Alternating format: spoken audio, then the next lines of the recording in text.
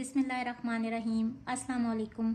आज हम सॉल्व करेंगे NBF class 10 new syllabus 2026 exercise 12.1 का question number 8 to 10। Lecture start करने से पहले मेरे चैनल को लाइक, सब्सक्राइब और शेयर ज़रूर कर दीजिएगा। स्टार्ट करते हैं। Question number 8 is Khatija scored 85 on a test. एक टेस्ट में खतीजा ने 85 मार्क्स हासिल किए and the teacher reported that her score was in the 75th percentile. और टीचर ने बताया कि उसके जो मार्क्स है ना वो 75th परसेंटाइल पे लाई कर रहे हैं। What does this information indicate about status of Khatija in her class? ये इन्फॉर्मेशन क्या बताती है कि खतीजा का स्टेटस यानी उसकी क्लास में क्या पोजीशन है। अब इन्फॉर्मेशन क्या गिवन है कि उसके जो मार्क्स हैं ना वो 75th परसेंटाइल पे लाई कर रहे हैं। और हमें पता है कि परसेंटाइल क्या होते हैं, ये डाटा को 100 इक्वल पार्ट्स में डिवाइड करते हैं। सपोज क्लास की स्ट्रेंथ है 100 यानी 1 से 100 तक अगर स्टूडेंट्स हैं तो 75th परसेंटाइल इस जगह पे होगा। इसका मतलब है कि 75 से जो कम स्टूडेंट्स हैं ना उन्होंने खतीजा से कम मार्क्स लिए हैं, क्योंकि 75th परसेंटाइल पे उसके मार्क्स आए हैं 85। तो 75 स्टूडेंट्स ऐसे हैं जिनके खतीजा से कम मार्क्स आए हैं और 75 से 100 के बीच में कितने स्टूडेंट्स हैं 25 स्टूडेंट्स ऐसे हैं जिनके खतीजा से ज़्यादा मार्क्स आए हैं, यानी कि उन्होंने 85 से ज़्यादा मार्क्स हासिल किए हैं। हमने यहाँ क्या बताने हैं कि खतीजा का क्या स्टेटस है क्लास में, तो हम लिखेंगे Khatija perform better than 75% of the student in her class.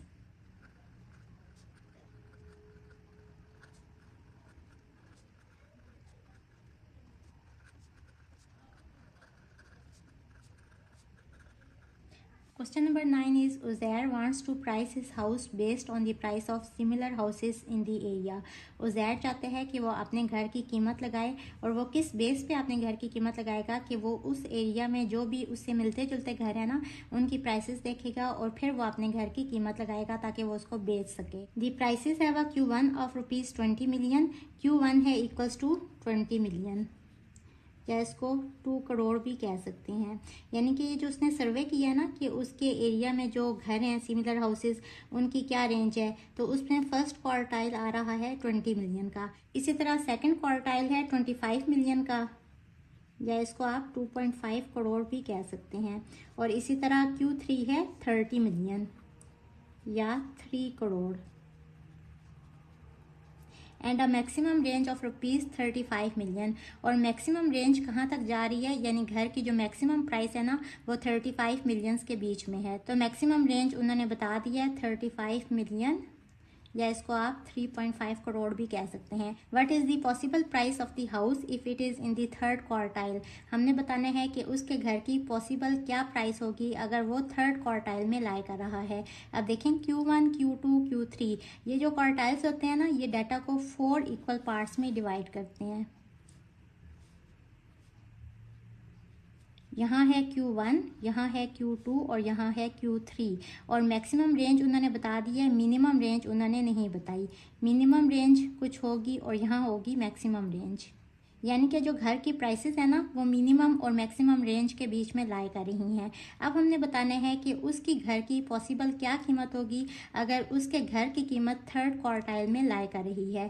Third quartile कहाँ से कहाँ तक होते हैं, इसकी रेंज यहाँ से यहाँ तक होती है, यानी कि सेकंड क्वार्टाइल से लेके थर्ड क्वार्टाइल तक। सेकंड क्वार्टाइल कितने हैं 25 मिलियन और थर्ड क्वार्टाइल है 30 मिलियन। तो हम लिखेंगे possible price of the house is from 25 million to 30 million.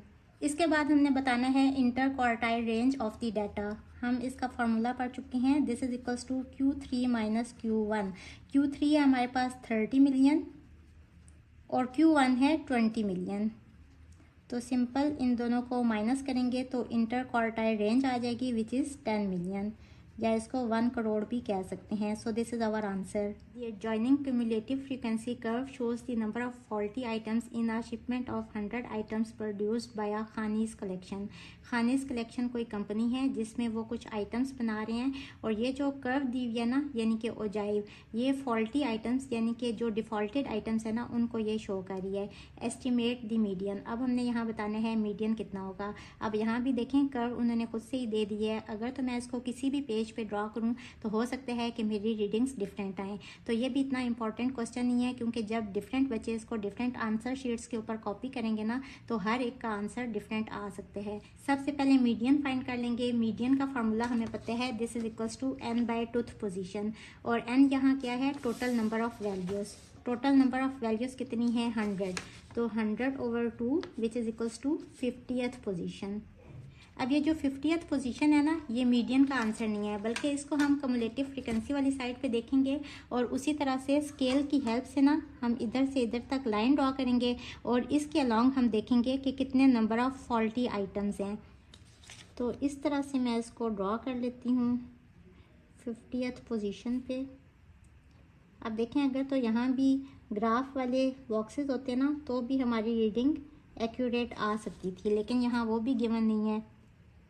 तो बहरहाल हम इसको कर लेते हैं और चेक करते हैं कि हमारा मीडियन किस जगह पे लाई कर रहा है। ये 30 और 40 के बीच वाली वैल्यू है, तो मीडियन इक्वल हो जाएगा हमारा 35 कह लें। Median equals to 35 faulty items. इसके बाद हमने सेकंड पार्ट में बताने हैं लोअर क्वार्टाइल यानी कि Q1। Q1 का फॉर्मूला भी हमें पता है 1n/4th पोजीशन। n यहाँ क्या है, number of total number of items which is 100। 100/4 which is equals to 25th position. अब इसको भी हमने y एक्सिस के अलॉन्ग चेक करना है। 25 किधर है, 20 और 30 के बीच में, यहाँ है 25। तो इसको हम उसी तरह से ऐसे ज्वाइन कर लेंगे।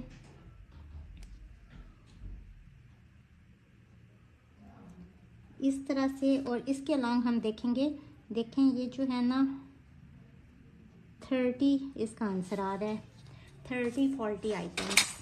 तो Q1 की वैल्यू आ गई इक्वल्स टू 30 आइटम्स। इसके बाद हमने क्या फाइंड करना है, अपर क्वार्टाइल यानी कि Q3। इसका फार्मूला है 3n/4। 3 इंटू n है 100/4, 4 25 100 and 25 into 3 is 75th position. अब 75 को भी हम y एक्सिस के लॉन्ग इस तरह से ड्रॉ करेंगे स्केल की हेल्प से। 75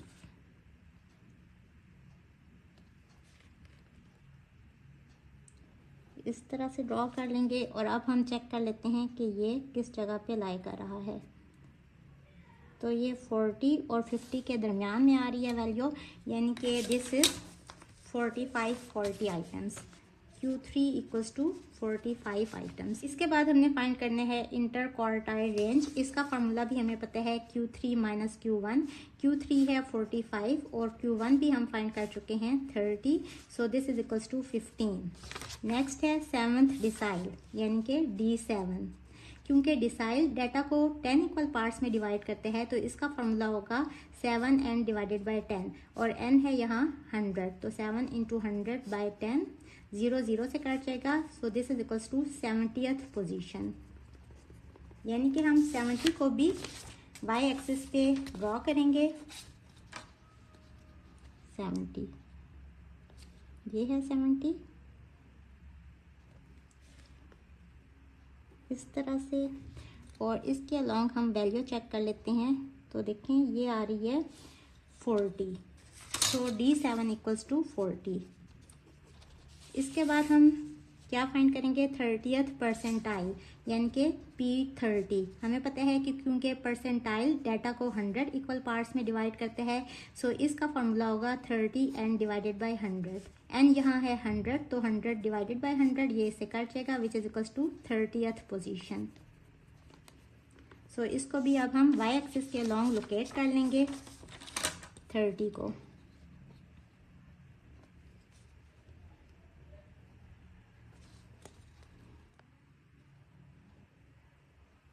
इस तरह से अब देखें ये वाली जो लाइन है ना ये 50th पोजीशन के ऊपर है, मींस कि ये मीडियन आया है 30 और 40 के बीच वाली, यानी कि 35 40 आइटम्स ये मीडियन की वैल्यू थी, और इससे ये थोड़ा सा पीछे है 30th पोजीशन के ऊपर, थोड़ा सा पीछे है 30 से आगे और 35 से पीछे। तो इसको कह लें P30 equals to 32 items approximately. Hope students आपको आज के लेक्चर की अच्छी समझ आ गई होगी। अगर आप मेरे चैनल पर नए हैं तो जाने से पहले मेरी वीडियोस को लाइक, सब्सक्राइब और शेयर ज़रूर कीजिएगा। इसके साथ ही मुझे दें इजाज़त। अल्लाह हाफिज़।